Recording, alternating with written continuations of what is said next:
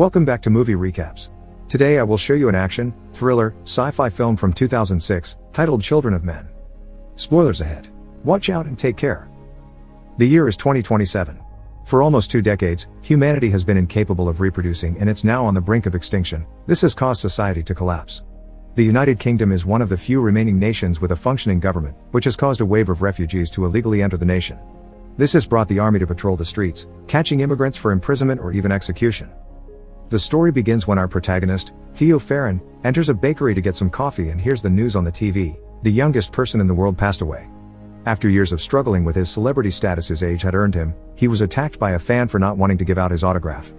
Everyone in the shop seems to be devastated by this tragedy, but Theo doesn't look too bothered. He leaves the bakery and only stops a few feet away to add whiskey to his coffee when suddenly there is an explosion from the shop. There's lots of screaming and alarms going off, but thankfully Theo doesn't get hurt. With an annoying ringing in his ears and still unbothered, Theo goes to work as if nothing had happened. In the office, almost nobody is getting actual work done. They're too busy crying over the loss of the world's youngest person. Theo takes this as an opportunity. He lies to his boss and tells him he's upset over the news too, so he asks permission to finish his work at home before leaving. On his way back, the train he's taken is constantly on the receiving end of stones from rebels and indigents. There also are many cages filled with refugees and guarded by the cops on the station. This still doesn't make Theo even blink. Outside the station, Theo meets with his old friend Jasper Palmer. After a hug, they get in Jasper's car and drive to his place in the countryside while discussing the bakery explosion, considering the idea it may have been the government itself that planted the bomb. They see a bus pass by, taking refugees to a camp in Bexhill. Jasper's place is hidden in the woods, so hidden that they need to stop the car and move some decoy branches away to be able to pass. Jasper makes fun of Theo for his lack of love life and his alcohol problem. He also offers him to come live with him, but Theo turns down the offer. Once they're inside the house, we learn through photos and newspaper clips that Jasper used to be a political cartoonist and his wife Janice was a photojournalist. These days, however, Jasper became a hippie and pot dealer, and Janice is in a catatonic state since she was tortured. There are also our old pictures of Theo with a woman and a little boy. After saying hi to Janice, Theo and Jasper hang out on the couch smoking and discussing various topics. Jasper mentions his main client is an immigration cop at the Bexhill camp, and they argue over the possible existence of the Human Project, a secret scientific organization with hidden facilities where they're trying to find a cure to humanity's infertility. Theo is back at his home the next day, and when he leaves for work, he's kidnapped in the street by a militant group called the Fishes. Face covered, they put him in the van and don't uncover him until they have him in Fishes territory. When Theo opens his eyes again, he is in a protected room, and he sees for the first time in years his ex-wife Julian Taylor, who apologizes for the theatrics, but they had to do this to avoid the police. She's been a wanted woman since their activist days, but Theo has left that life behind. After explaining they weren't the ones who put the bomb in the bakery, Julian takes Theo outside for a walk. The reason why she's made him come is that she needs transfer papers for a refugee girl to get to the coast, and Theo can get them through his cousin. Theo turns down the idea, and when Julian offers monetary compensation, he says he doesn't need her money, an obvious lie. Since he isn't collaborating, Julian makes her people cover his face again and take him out of their place. While on the van, one of the Fishes tells Theo this has never happened and that they'll always be watching him. Another one gives him a paper sign to hang on the tube in case he changes his mind. Then Theo is thrown in the middle of the street with some change for the bus. Sometime later, it seems Theo does end up changing his mind, because he pays his cousin Nigel, who works as a minister, a visit. A fancy car with its own driver picks him up and takes him to the private residence, where the minister keeps and restores classic works of art, like Michelangelo's David, which is missing a chunk of its leg. After hugging, they have lunch together with the minister's son, who ignores them completely while playing on a screen connected directly to his body. After asking his cousin about his wife, Theo asks for the transfer papers by making up a story that they're for his girlfriend to be able to visit her very sick brother in Brighton. Nigel points out it's a huge favor since it's highly controlled, and, after yelling at his son to take his pills, he asks Theo to follow him to the window, where he tells him he'll see what he can do. Theo wonders why Nigel keeps all this art when in 100 years there won't be anyone to look at it. Nigel replies he just doesn't think about it. Hours later, Theo is at a pub and is approached by one of the Fishes, Luke, who saw the sign Theo had been given posted outside. Theo explains he did get the papers, but they're joint, so he is the one who will have to escort the girl, a task he'll accept if he's paid more. Luke accepts because Julian thinks highly of Theo. The next day, Theo is approached by one of the Fishes again while he's betting on the dogs, a woman that shows him the same sign he used the day before. He follows her outside and onto a bus, where Julian is waiting for him. She asks about the papers before reminiscing about the old days, but they end up arguing over the way they handled the passing of their child, Dylan, and eventual separation. When they reach their stop, they hurry out of the bus and Theo takes the chance to ask why he was chosen. Julian says she trusts him. He also asks what will happen to them, and Julian says she doesn't know before pecking his lips. She says he's only come for the money. After crossing a bridge, they walk under it to meet with Luke, who gives Theo his money as soon as he asks for it. While explaining to him that he'll be taken to the first checkpoint in Canterbury and then he'll be on his own with the girl, they get in the car, where Theo is introduced to a woman named Miriam and the young girl he'll be escorting, Key. They drive to Canterbury. Theo sleeps at the beginning of the trip, but when he wakes up later on, he and Julian reminisce about their old days as activists and play a little game with a golf ball. When they're about to reach their destination, they're ambushed by an armed gang. Julian gets shot. They manage to drive away from the gang, but then it's the police that arrive and chase them instead. Luke has no other option but to stop the car. However, when he gets out, he shoots both cops before returning to his place behind the wheel and getting everyone out of there as soon as possible. They stop to say their goodbyes to Julian. The two women cover the body with a shawl and pray, while Theo pretends to be unaffected until he distances himself from them, then he allows himself to cry. It doesn't last long though, because Luke quickly tells them to get back in the car so they can leave before they're caught again. It's nightfall when they reach a Fish's safe house, where the entire group is meeting to vote for their new leader. Theo asks for a ride to London, but he's told it's too dangerous and he'll have to wait until the next day. Instead, he's offered a shower and clean clothes. After washing up, he chit-chats with one of the Fishes before Miriam comes looking for him to take him to Key. She takes him to the barn while the Fishes vote for Luke as their new leader. Inside the barn, Theo is left alone with Key, who says Julian told her stories of their child and if things got bad, she should talk to Theo because he's the only one she can trust to take her to the boat called the Tomorrow. Theo doesn't want anything to do with this, so to convince him, Key takes off her dress and reveals her secret. She's pregnant. Theo is shocked, not believing what he's seeing, but the moment is interrupted by Luke, who takes them all back to the house.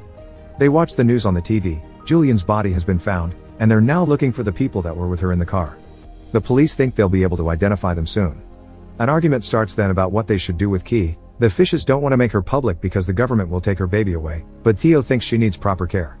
There's also the matter of the human project being rather difficult to contact, so they may lose their only chance if they don't go to meet that boat.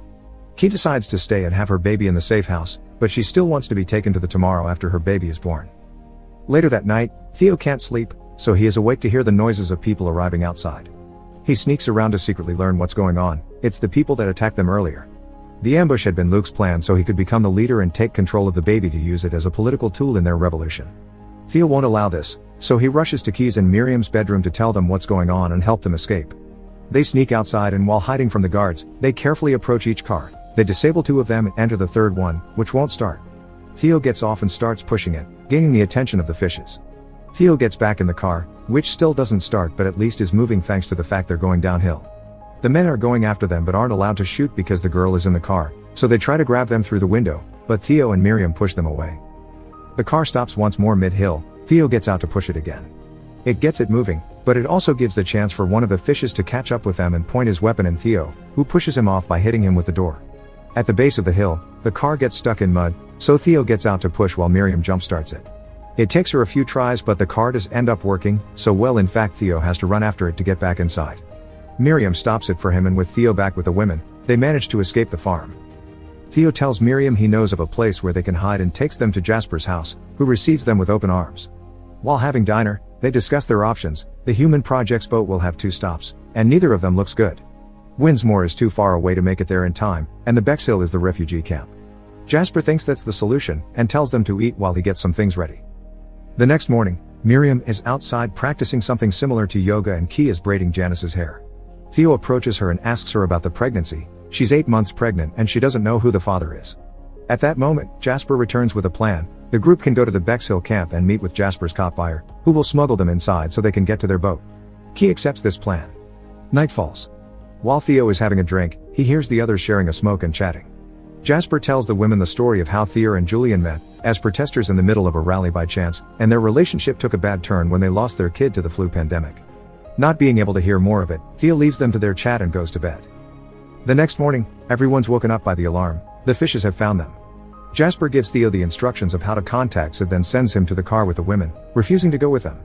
He wants to stay, saying he's gotten out of worse situations. Theo drives the girls away but stops the car at a hill to look at what's going on in the house from afar. The Fishes arrive and not liking Jasper's answers, they shoot him. Theo doesn't tell Key this. He says everything is okay before driving away for good this time. They make it to their meeting point the next day, an abandoned school. While Key enjoys the swings, Miriam tells Theo about her old job as a midwife and how she saw the infertility issue affect all her patients little by little. A truck arrives then, it's Sid, their contact. After exchanging the password, Sid gets them in the truck and drives them away to the refugee camp. Key has her first contraction on the way, they tell Sid is just her being carsick. They make it to Bexhill, and Sid tells them to put on sad refugee faces before moving them from the truck and into a bus filled with refugees that quickly leaves the area. Soon enough, Key's contractions start getting worse, and by the time they make it to the actual camp, her water breaks. A guard notices her state of distress, so Miriam distracts him by acting as if going through religious mania, so she's taken away to be executed. He's also about to take Keith, so Theo points at the water on the floor between her legs and says it's urine and excrement, effectively driving him away. Theo and Key leave the bus and join a line where Theo loses Key for a short moment when a guard tells him to lose his clock, but they reunite soon after. The line that is eventually released into the city that became the refugee camp, and there they look for Marichka, a Romanian woman that takes them to a safe abandoned building and gives them a private room where Key can have her baby. Labor is hard on Key, but Theo guides her, and eventually she gives birth to a healthy baby girl. The next day, Sid comes by to check on them. The city's become a dangerous mess after a wall blew up and people started to flee, so Sid's come to help them escape. When he sees the baby, he promises he'll take them to a boat, but Marichka is against this idea, implying he isn't a good man. Sid takes out his gun then and reveals he knows there's a bounty on their heads that he plans to earn. On their way downstairs, Marichka manages to push Sid off and Theo jumps on him to get him away from Key. After Marichka hits him with a stick, the three of them start running away, with Sid breathing on their backs. They go down a hallway to reach a street, and when Sid gets stuck on the door, Theo finishes him off with a brick to the head. Theo asks Marichka about the boat, and after some confusion on her part, she catches on and starts guiding them to it amidst all the fighting between the military and the fishes. She makes them enter a building, and after showing the baby to the owner through a window, they're allowed to enter a very nice apartment. There they eat, rest and get better shoes for Theo while two elderly women play with the baby. One of the guards tells them they need to leave in an hour, so when that time passes, they put Key on a wheelchair and leave the building. They're running again, and soon they're found by Luke and the fishes. Luke takes Key and the baby with him and leaves the other fishes to shoot Theo and Marichka. They're about to do so when more military arrives, giving Theo and Marichka a chance to run from them and try to find Key. Theo gets separated from Marichka, but he keeps going, avoiding soldiers and fishes until he makes it inside a building under heavy fire.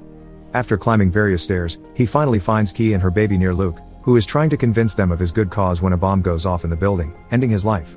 Theo grabs Key and the baby and escorts them out, not having trouble leaving the building because everyone is awed by the baby.